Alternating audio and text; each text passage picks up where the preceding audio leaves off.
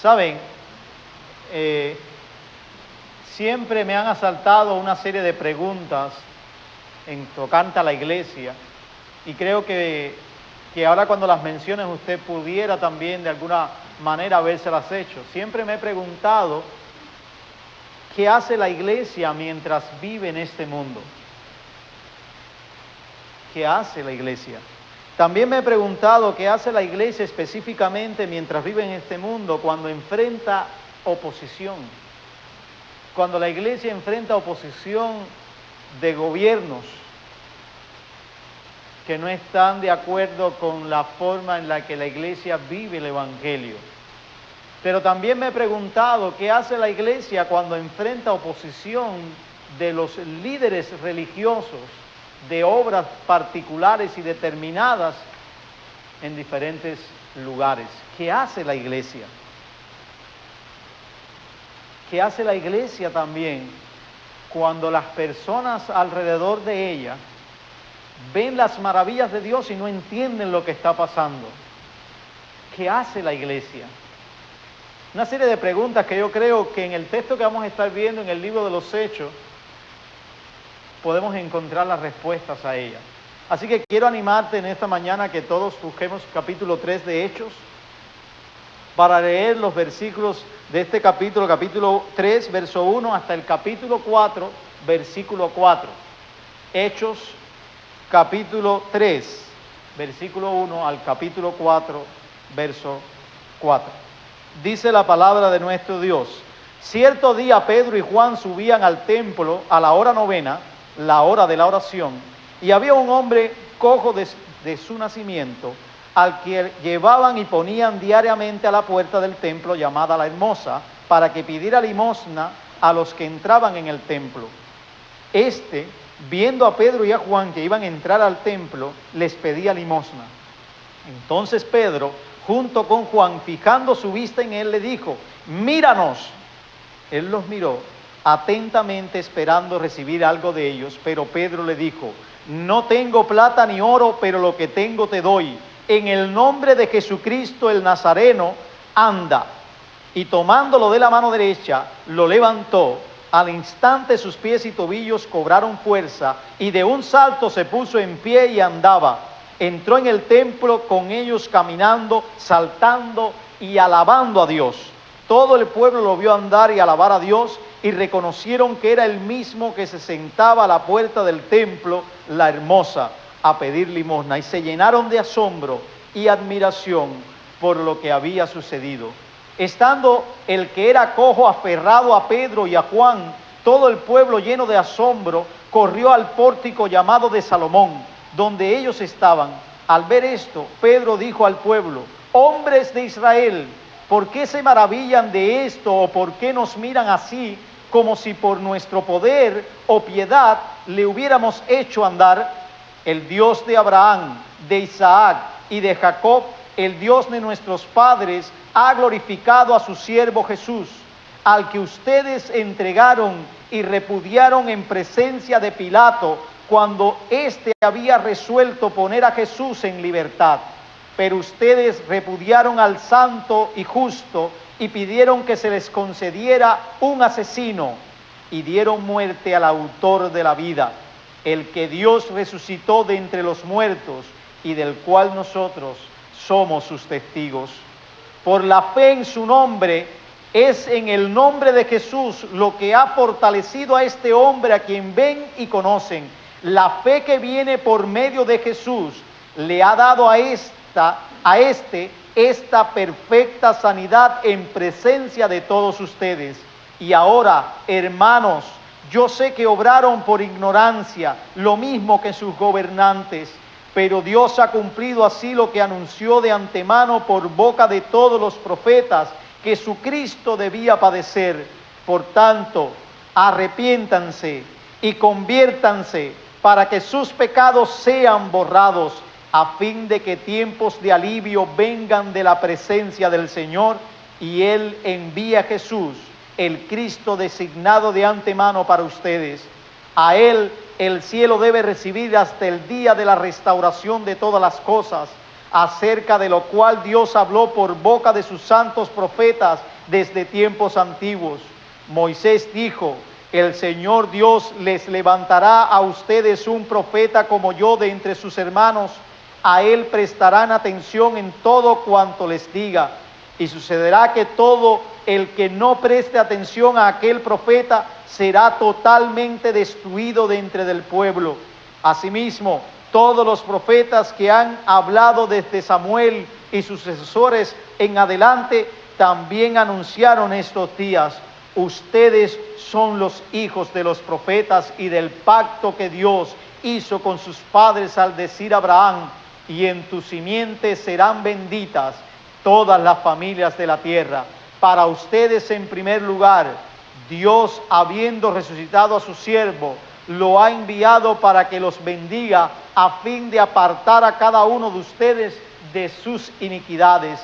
Mientras Pedro y Juan hablaban al pueblo, se les echaron encima los sacerdotes, el capitán de la guardia del templo y los saduceos, indignados porque enseñaban al pueblo y anunciaban en Jesús la resurrección de entre los muertos. Le echaron mano y los pusieron en la cárcel hasta el día siguiente, pues ya era tarde. Pero muchos de los que habían oído el mensaje creyeron, llegando el número de los hombres como a 5,000. Hermanos, ¿qué hace la iglesia en medio de la oposición? ¿Qué hace la iglesia mientras vive en este mundo? ¿Qué hace la iglesia cuando ocurren grandes cosas de parte de Dios y la gente se asombra? La respuesta lo encontramos en este pasaje con la siguiente verdad: la iglesia predica a Cristo a pesar de la oposición, porque nada puede detener la obra del Evangelio. Y eso es lo que creo que este texto nos anima. Iglesia, predica a Cristo a pesar de la oposición. ¿Por qué? Porque nada, y créame que estoy siendo absoluto en eso, nada puede detener la obra del Evangelio. Quiero que miremos esa narrativa de Lucas específicamente en 3 movimientos que nos deja ver claramente qué es esto, de qué va el pasaje, que es acerca de predicar a Cristo a pesar de la oposición, porque nada puede detener la obra del Evangelio. Miremos los versos del 1 al 10 del capítulo 3 para ver el primer movimiento en esta narrativa, y encontramos un claro ejemplo del poder de Cristo, un claro ejemplo de cuán poderoso es el Evangelio de Cristo, de un Cristo que ha muerto, pero de un Cristo que ahora está resucitado y camina en medio de su iglesia por su Espíritu. Notemos, para que vea, que Lucas nos narra el acontecimiento del cojo que está en la puerta del templo, y algunos detalles de esta narrativa nos ayudan a comprender un poco qué es o cuál es la intención de Lucas al usar este suceso en la vida de los apóstoles, específicamente de Pedro y de Juan. Note, para que vea, que sobresale elementos como en el templo, en la puerta del templo, la hermosa. Resalta también el hecho de las características de este cojo. Sencillamente no era un cojo que había pasado en su vida o experimentó algún accidente y había quedado lisiado, o le había caído alguna enfermedad y sencillamente había quedado también lisiado. De manera clara, la narrativa nos muestra de que era de nacimiento. Era un cojo de nacimiento. O sea, este hombre nunca había experimentado caminar. Solamente se había conformado con mirar a las personas caminar, y se había también resignado a que otros lo llevaran a él al templo todos los días a trabajar. Porque ese es el otro detalle que Lucas nos deja ver, que además de ser una persona que ha nacido con esa condición, también nos dice que es alguien que de manera continua, todos los días, era dejado en un lugar para pedir limosna.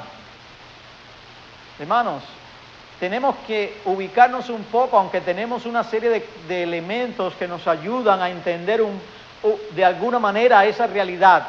En ese tiempo, ser una persona lisiada a esa magnitud y también ponerse en un lugar a mendigar era decir que es lo peor, hermanos. Para esa persona no había esperanza, no había nada en su vida. Sin embargo, sabemos que cuando seguimos la narrativa fue solamente suficiente que Pedro, junto con Juan, llegando a este hombre, le dijeran sencillamente algo que ha sido lo que ha cambiado nuestras vidas y la razón por la que nosotros hoy estamos aquí. Cristo.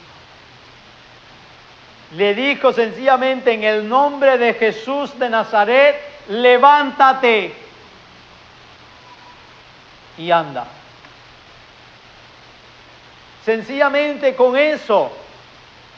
Pero fue suficiente para que este hombre, como nos deja ver Lucas, se levantase y empezase no solamente a caminar, sino a saltar, a brincar y a cantar a Dios. Quizás te pregunte, ¿qué poderoso es el nombre de Jesús? O digas en tu corazón, ¿cuán poderoso es nuestro Dios? ¿Por qué? Porque Dios quiso hacer esto. Esto es un hecho concreto del poderío de Dios que nosotros creemos. Nosotros no creemos en un Dios que no tiene poder. Nosotros creemos en un Dios que es soberano, pero es que es todopoderoso, que es el creador del cielo y de la tierra, que es el creador de nuestras vidas. Nosotros no mitigamos el poder de Dios, nosotros creemos en el poder de Dios. Y lo estamos viendo de manera clara en esta iglesia que está surgiendo y está siendo testiga del poder de Dios, del Evangelio, de cómo el Evangelio puede llegar y transformar las vidas, cambiarlas y hacer que una persona que totalmente estaba sin esperanza para caminar en su vida, para andar, para saltar, para brincar, pudiera hacerlo. Y sabe, no es que haya algo de magia en la frase, en el nombre de Jesús. No se vaya, como decimos en el buen cubano, en la gente que le gusta el béisbol, no se vaya con la de trapo. No es la frase en sí misma la que contiene una especie de magia para entonces nosotros ir por ahí a ver a cualquier cojo y decirle en el nombre de Jesús y en el nombre de Jesús. No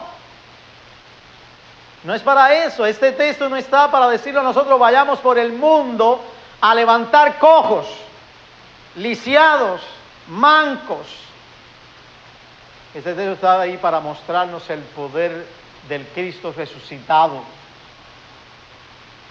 Porque en breve nos va a mostrar algo que apunta y que es el corazón y es lo más fuerte del hombre. Porque saben, iglesia, lo más difícil no es nacer lisiado físicamente, sino espiritualmente.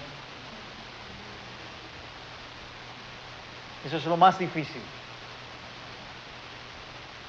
¿Recuerdan un evento claro con esta historia que los apóstoles también fueron testigos? Cómo un grupo de personas vienen a Jesús trayendo a alguien que ha estado también de forma lisiada, paralítica, y entonces desciende y Jesús sencillamente le dice: tus pecados te son perdonados. Eso ocasionó tremendo revuelo dentro de los grandes líderes religiosos de la época, de tal manera que empezaron a pensar en sus corazones y en sus mentes: ¿quién es este? ¿Quién es este? Y Jesús los confronta, y saben la historia, termina sanando a ese hombre, demostrando que Él es Dios capaz de perdonar los pecados de cualquiera que crea en Él.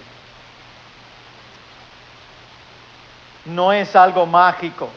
¿Y sabes por qué también lo digo? Porque en el capítulo 19 del libro de los Hechos encontramos algo muy interesante en el versículo 13, Lucas nos deja ver algo, pero también algunos de los judíos exorcistas ambulantes trataron de invocar el nombre del Señor Jesús sobre los que tenían espíritus malos, diciendo: les ordeno que salgan en el nombre de Jesús, a quien Pablo predica. ¿Y saben cuál fue el resultado, no? No es magia. No lo es, hermanos. Más bien tiene que ver con la presencia de Cristo por el Espíritu que estaba allí con los apóstoles. Estos no tenían muchos bienes que dar, pero tenían lo más importante, tenían a Cristo. Y recordemos, hermanos, algo importante: no somos nosotros ni las cosas materiales que tengamos en nuestra vida lo que la gente necesita. No. Lo que la gente necesita es a Cristo. Y me duele porque muchas veces queremos ayudar físicamente a la persona y no está mal. Pero me duele que sea solamente eso el sentido de prioridad en nuestra vida y no Cristo. Saben, les digo un secreto: de nada vale que usted le dé toda su casa a un pobre si no les da Cristo.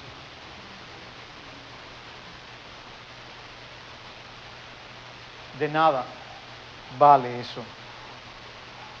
Y algo que tenemos que resaltar es cómo Dios, en su gracia, en este momento tan particular, está estableciendo su iglesia, una iglesia que es sostenida sobre el fundamento de Cristo, sobre aquello que los apóstoles están creyendo, y por eso les acompañan una serie de señales que confirman la identidad propia de esta iglesia siendo arraigada en la persona de Cristo. Y es lo que estamos viendo y vamos a ver en el libro de los Hechos también. Hermanos, la reacción de la multitud a esto es tremenda. Se asombran, se llenan de éxtasis de alguna manera, perplejidad. Tal vez se preguntaron: ¿qué es esto? ¿Cómo fue posible esto? Ese no es el que se sienta todos los días y pide limosna, el que es cojo de nacimiento. ¿Cómo es posible? Como diríamos, esto nunca lo hemos visto. ¿De qué nos perdimos? La cuestión, hermano, era que Jesús había sanado al hombre y la sanidad fue producto del obrar poderoso de nuestro Dios. Lucas nos lo deja ver. Saben, mientras preparaba el sermón me acordaba en esta porción de un himno muy tradicional, un himno que quizás la juventud no conoce, pero que, no por decirme viejo, pero que muchos saben de él. Y dice, quiero leerles la primera estrofa y el coro de este himno. ¿Quieres ser salvo de toda maldad? Tan solo hay poder en mi Jesús. ¿Quieres vivir y gozar santidad? Tan solo hay poder en Jesús. Y dice el coro, hay poder, poder, sin igual poder en Jesús, quien murió y resucitó. Hay poder, poder, sin igual poder en la sangre que Él vertió. Hermanos, descansemos en el poder de Cristo mientras les hablamos a los demás de Él. Entendamos que lo que más necesitan las personas en sus vidas no es dinero, no es zapato, no es ropa. Son necesarias, son imprescindibles, pero lo que más necesitan ellos es a Cristo. No nos aferremos a una frase como una especie de amuleto o como un conjuro que podamos enunciar y todo se resolverá. Tanto para nosotros como para las personas necesitamos tener una comunión estrecha con Jesucristo, donde claramente hayamos experimentado el perdón de nuestros pecados, el que hemos sido libertados de la esclavitud del mismo y ahora le pertenecemos siendo esclavos de otro, de Jesús. Ahora somos esclavos de Jesús. Ahora vivimos para Jesús. Descansemos, hermanos, y vivamos a Jesús mientras nos dedicamos a la oración.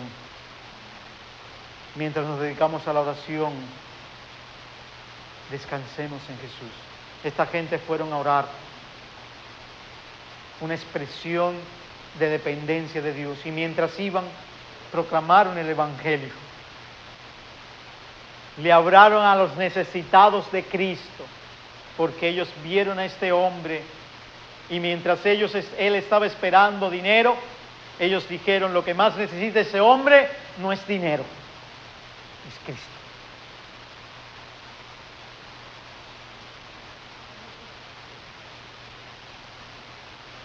Eso fue lo que pasó con nosotros.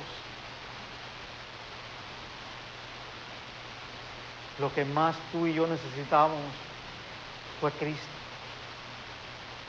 Y en un momento específico, por la gracia de Dios, alguien vino y como Pedro y como Juan nos hablaron de Cristo. Y por eso estamos aquí.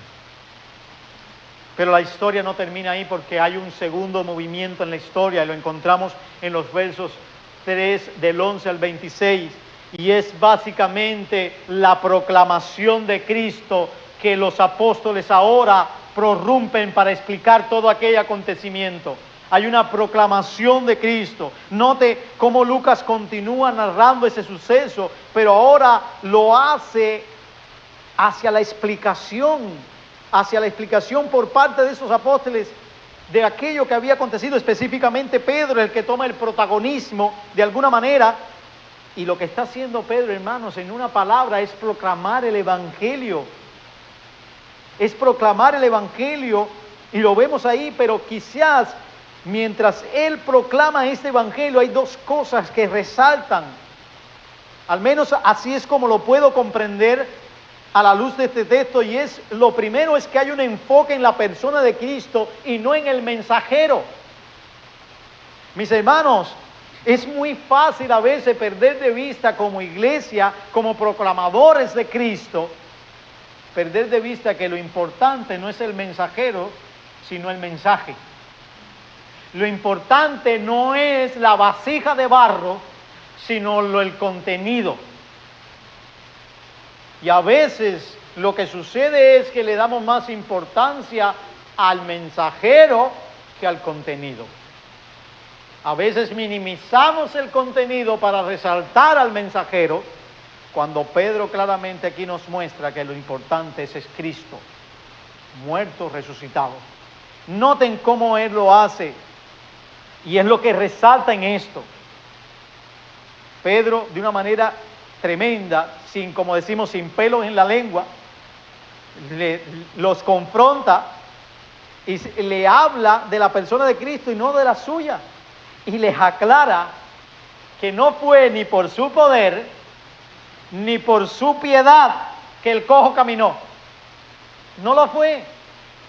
Si ustedes están considerando que ha sido por obra nuestra, que ha sido por nuestra capacidad, nuestro poder, porque tenemos un poder en nosotros, o si ustedes están considerando que es porque nosotros somos más piadosos que ustedes, más devotos, quiero aclararles que no. En lugar de eso dice que fue Dios quien lo hizo. Y note cómo lo hace. Lo hace llevándolos a ellos al Antiguo Testamento. Y les aclara el Dios de nuestros padres, el Dios de nuestros antepasados. Abraham, Isaac, Jacob. Y dice claramente que Dios fue el que por medio de su siervo obró esta sanidad. Mire el verso 13 para que vea.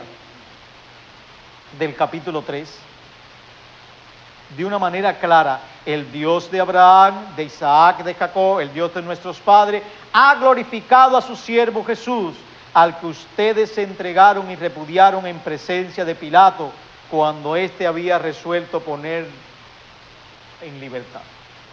Hermanos, Pedro lleva a su audiencia al Pentateuco para dejarles ver que fue el Señor el que hizo esta sanidad. No fue el producto de ningún apóstol o ningún seguidor o discípulo de Jesús. Fue obra de Dios. Y hermanos, No, nosotros necesitamos apuntar a Cristo en todo tiempo. No son nuestras capacidades, no son nuestras habilidades lo que resulta que las personas sean salvas. No, es la obra del autor de la salvación y no de los mensajeros que lo proclaman. Ahora, note también que a la par con esto Pedro los confronta con su pecado. Pedro les hace ver a ellos que ellos son culpables de haber asesinado al autor de la vida, al justo. Y todo este lenguaje nos recuerda un poco las palabras de los profetas, específicamente de Isaías, hablando del siervo sufriente, aquel que era justo, aquel que sencillamente no tenía ningún tipo de pecado en su vida y sin embargo vino a morir por los pecadores.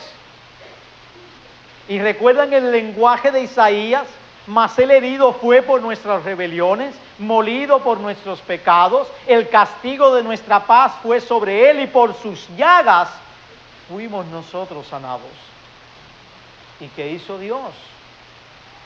Todo eso que estamos viendo ahora que Pedro les recuerda a esta comunidad que está reunida allí por aquel acontecimiento, les recuerda eso y los confronta con su pecado.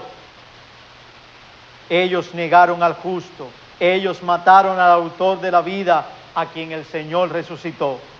Y finalmente el apóstol deja ver que fue la fe de Jesús la que hizo posible que este hombre creyera y fuera sano. ¿Sabes por qué? Mira el verso 16. Mira el verso 16. Por la fe en su nombre, es en el nombre de Jesús lo que ha fortalecido a este hombre a quien ven y conocen. La fe que viene por medio de Jesús le ha dado a esta perfecta sanidad en presencia de todos ustedes.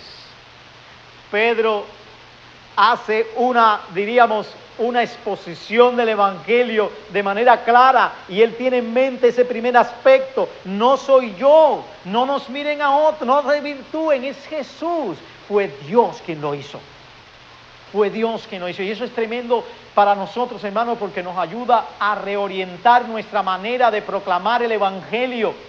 Porque nosotros no podemos ni por un momento, y recuérdeme, estoy siendo enfático, ni por un momento dirigir la atención cuando proclamamos el Evangelio hacia nosotros.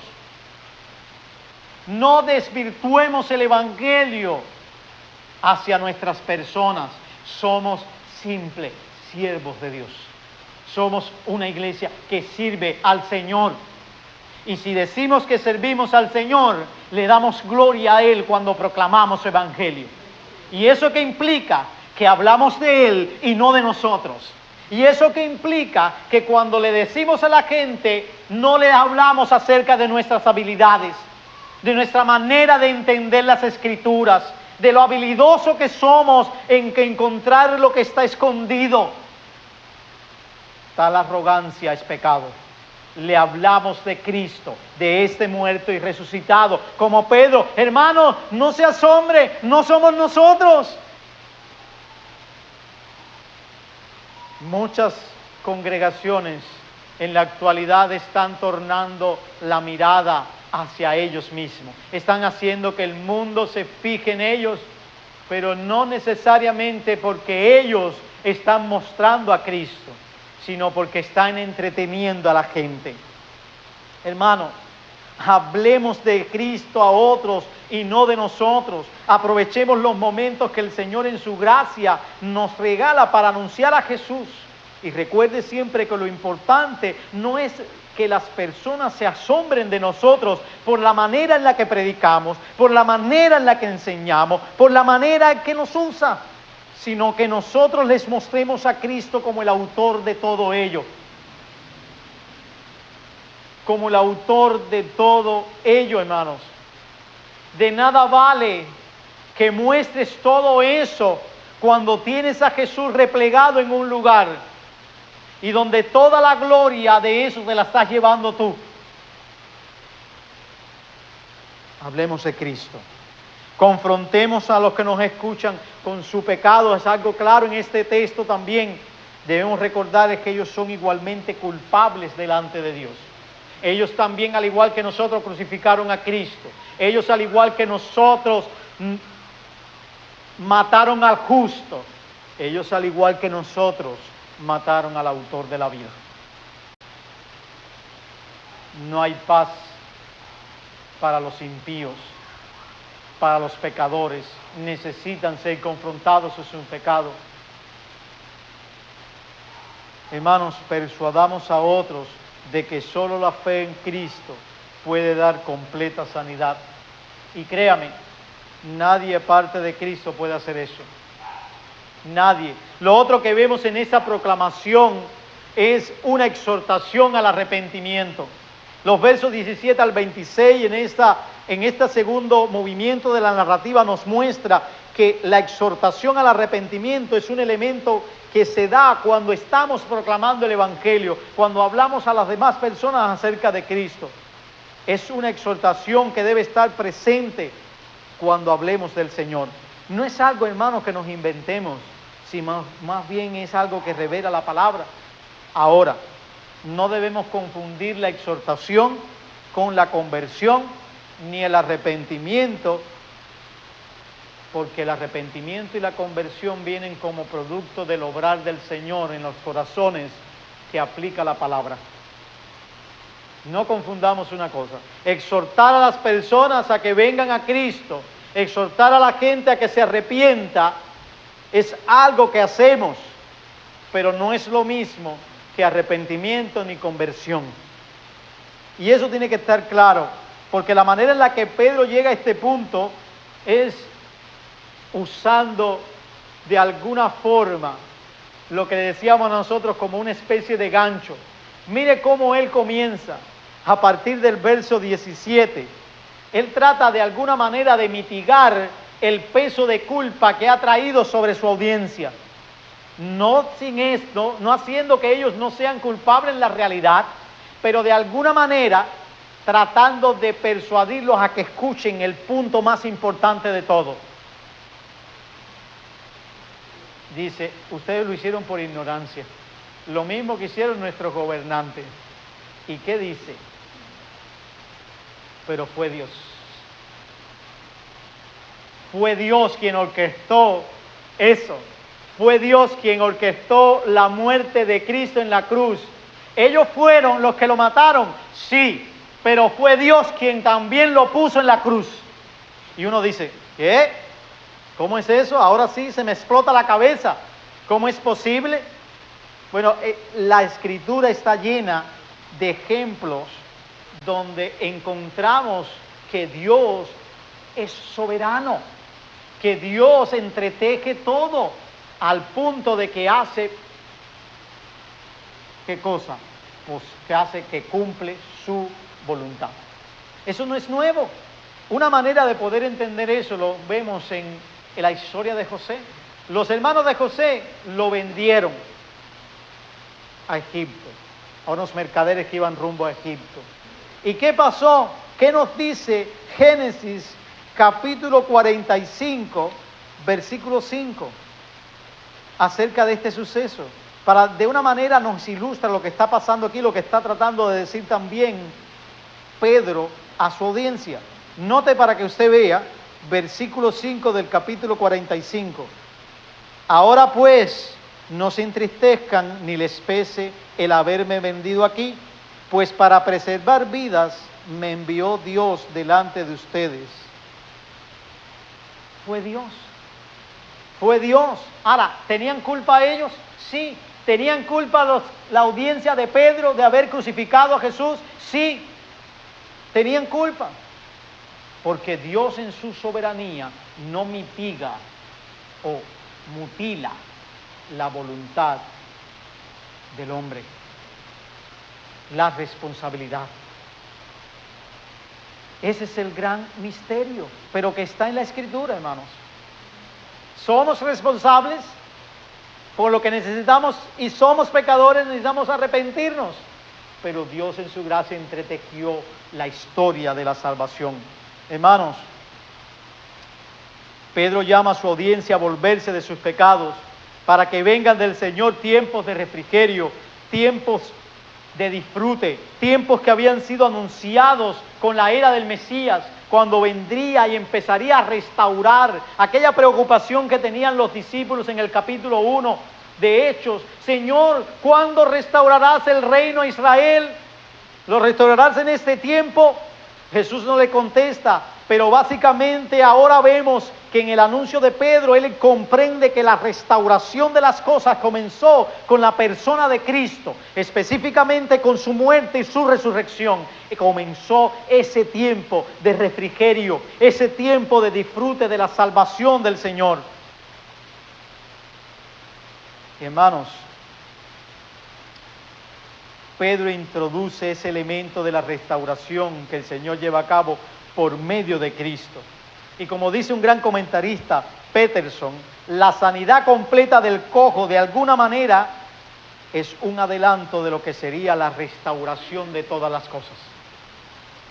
La plenitud de la salvación, el estado eterno de todas las cosas y el disfrute completo sin la presencia del pecado. De alguna manera lo que está haciendo Lucas es mostrando esto de cómo luce y a qué va, cómo va la salvación completa, hermanos. El asunto es ese, que Dios está restaurando,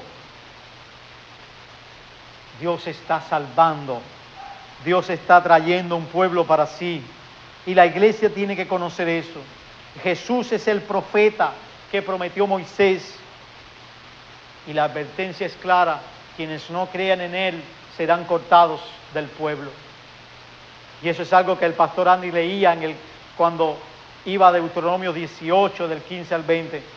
El asunto, mis amados, es que todos los profetas hablaron de aquellos días. La promesa de restauración ha comenzado, y Abraham es también uno de ellos que lo ha hecho. En ti serán benditas todas las familias de la tierra. Un pueblo redimido en Cristo. Cristo es esa simiente de Abraham, y en Él son benditas las familias de la tierra que creen en Él, que confían en Él. Y por eso vuelve otra vez en el versículo 26 Pedro a pedirle a su audiencia que se arrepientan, que se vuelvan de sus malos caminos, que se abandonen su iniquidad. Porque, ¿para qué? Para que vivan la bendición de tener a Cristo, para que vivan al Jesús resucitado. Y eso es algo bien claro. Cuando proclamamos a Cristo, debemos pedirle a las personas que se arrepientan. Debemos pedirle a las personas que se vuelvan de su maldad, de su mal camino, que vengan al Señor. Y sabemos que eso viene a la par de proclamar a Cristo y Cristo resucitado. Hermanos, debemos anunciarlo. Los que escuchan deben arrepentirse de sus pecados y deben volverse al Señor. Hermanos, anunciemos que la salvación, la restauración está en la persona de Cristo. Y también, hermanos, agradezcamos al Señor por Jesucristo, porque en Él hemos sido bendecidos. Porque en Él, como dice Pablo, hemos sido bendecidos con toda bendición espiritual en los lugares celestiales en Cristo. Nosotros necesitamos una bendición mayor, porque nuestra bendición es Cristo. No necesitamos nada más. Si alguien de los presentes no ha sido bendecido con Cristo en su vida, entonces es tiempo de que crea que Él murió en una cruz, crea que Él resucitó de entre los muertos y se arrepienta de sus pecados. Este es el momento. Ahora, además de este movimiento que nos muestra que la iglesia debe predicar a Cristo a pesar de la oposición, porque nada puede detener la obra de Dios, vemos un tercer y último movimiento en esta historia, en el capítulo 4, versículo 1 al 4, y es el resultado de la predicación en el nombre de Cristo, en el poder de Cristo, que tiene que ver básicamente con ese Cristo que murió, resucitó de entre los muertos. Y miren qué nos informa Lucas con el resultado El resultado, vamos al último versículo de ese capítulo, capítulo 4, verso 4. Los que oyeron el mensaje creyeron, y el número fue 5,000, contando solamente hombres. ¡Wow! El resultado de la predicación fue personas confiando en el Cristo, personas creyendo en Jesús, multitudes creyendo en el Señor. Pero no se pierda algo, porque lo que Lucas hace es mostrarnos el escenario de oposición. Y en el escenario de oposición, cómo el Evangelio sigue, cómo el Evangelio avanza, cómo nada puede detenerlo. Y uno pensaría que la predicación del Evangelio, cuando viene la oposición, entonces ya se cesa. Sin embargo, esto no es lo que pasa aquí. Eso no es lo que pasa, porque Lucas nos deja ver que esta gente, que los apóstoles estaban predicando el Evangelio una y otra vez. Todos los días proclamaban el Evangelio, enseñaban y anunciaban a Jesús. Específicamente, ¿qué anunciaban? La resurrección de entre los muertos. Todo el tiempo. Y es impresionante para ver el resultado. Mucha gente cree. Mucha gente cree. Hermanos, a veces nosotros, como iglesia y como creyentes individuales, tenemos temor de proclamar a Cristo cuando viene la oposición, cuando vienen ya sea del gobierno político o eclesial, quien sea, ya sea de instituciones religiosas que vengan. A veces nos amedrentamos, pero esta gente estaba predicando a Cristo. Y algo importante es que cuando los sorprenden en medio de esa primera oposición que ellos experimentan, y cuando se los llevan, ellos ¿qué estaban haciendo? Predicar a Cristo. Hermanos, que nadie se los lleve ustedes presos porque estén haciendo otra cosa que no sea por predicar a Cristo. ¿Ok? Que nadie se los lleve y los meta en un calabozo porque usted está padeciendo como malhechor, homicida o lo que sea. Que sea porque esté predicando a Cristo. Que la iglesia Nueva Vida se la lleven completa porque esté anunciando a Jesús. ¿Y saben qué? No se amedrenten, porque no importa que apresen el mensajero, porque el mensaje no lo pueden apresar. Y eso es lo que nos está mostrando ahora Lucas al final. Aunque apresen a los mensajeros, aunque los pongan en la cárcel, el Evangelio va a seguir. Porque el Evangelio es poder de Dios, como Pablo le dice a los romanos, para salvación, y va a seguir convirtiendo corazones, y va a seguir transformando las vidas, y va a seguir sanando personas espiritualmente, y si Dios le place, también físicamente. Eso lo hace nuestro Dios. Porque me recuerda las palabras de Pablo también al joven Timoteo, al pastor en la iglesia de Éfeso.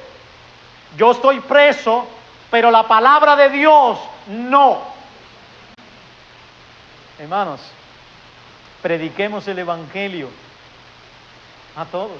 El libro de los Hechos termina mostrándonos esa imagen de que nada puede detener el poder del Evangelio, de que nada puede hacerlo, porque es poder de Dios. Así que nosotros bien hacemos si nos unimos a Dios en predicar el Evangelio. Nos unimos a ese Evangelio y lo anunciamos. Mire cómo termina el libro de los Hechos, para que usted vea. Eso a mí me impactó tremendamente, porque me da fuerzas para decir, wow, mi rol es predicar a Cristo, descansar en Él y punto. Nada más, no me tiene que intimidar de que aquel es de esto, del otro, que si aquel es un militar o el otro de la seguridad. ¿Qué me importa a mí eso? Es Cristo. Mire cómo termina. Pablo se quedó por 2 años enteros en la habitación que alquilaba y recibía a todos los que iban a verlo, predicando el reino de Dios y enseñando todo lo concerniente al Señor Jesucristo. Escucha esta frase: con toda libertad y sin estorbo.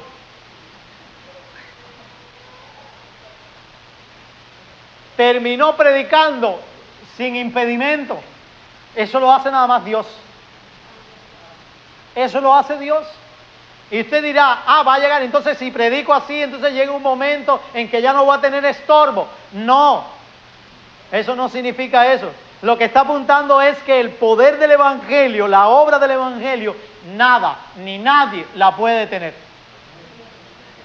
Y sabemos que hay circunstancias difíciles que hemos experimentado, pero si la iglesia de Nueva Vida hoy está aquí, ¿sabe? No es porque sea la bambana o la mejor. No se crea eso. Recuerda que no es nosotros, es porque Cristo ha sido proclamado, porque Cristo está comprometido con su palabra, con su evangelio, y Él obra por medio de esa palabra y por medio de ese evangelio. ¿Y saben qué? Nadie ni nada lo puede detener. Concluyo, hermano.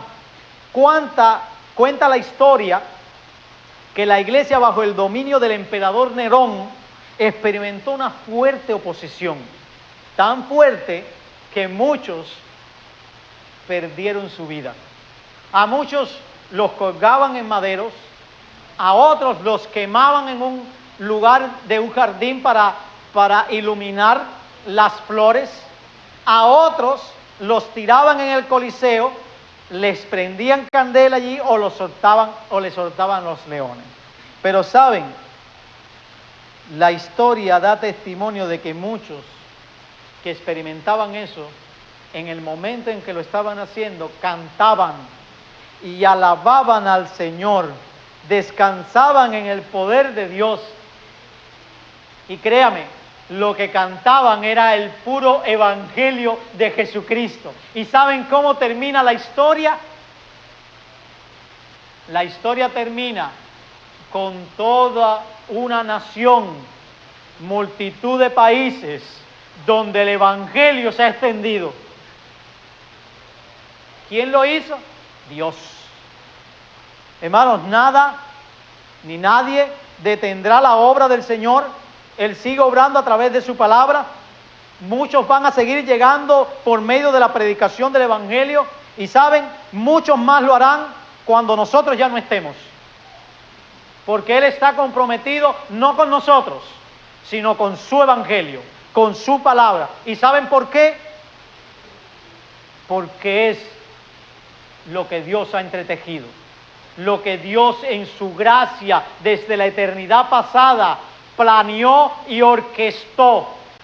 Y tú y yo creemos en un Dios que no falla en sus propósitos, específicamente en consumar la salvación que ha orquestado. Es por eso, hermanos, que debemos ser fieles en anunciar a Cristo.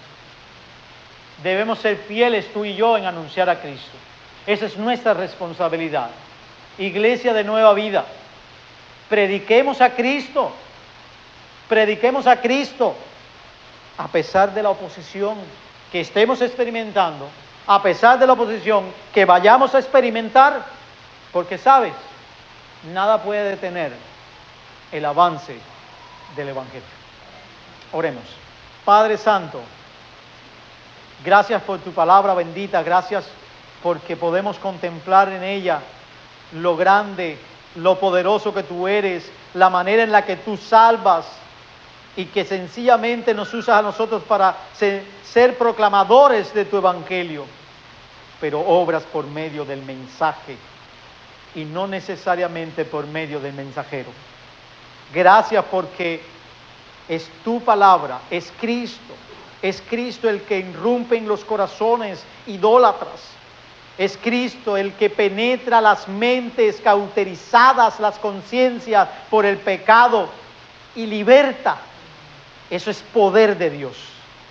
Y no hay nadie, no importa cuán grande sea en este mundo terrenal, no hay nada, no importa cuán vil sea, que pueda detener el avance de tu evangelio. Nosotros, tus hijos, nosotros, tu pueblo, tenemos la resolución de proclamar a Cristo, a este muerto, crucificado, Señor, y resucitado, porque solo en Él hay salvación. Ayúdanos para hacerlo confiados en ti, en Jesús. Amén.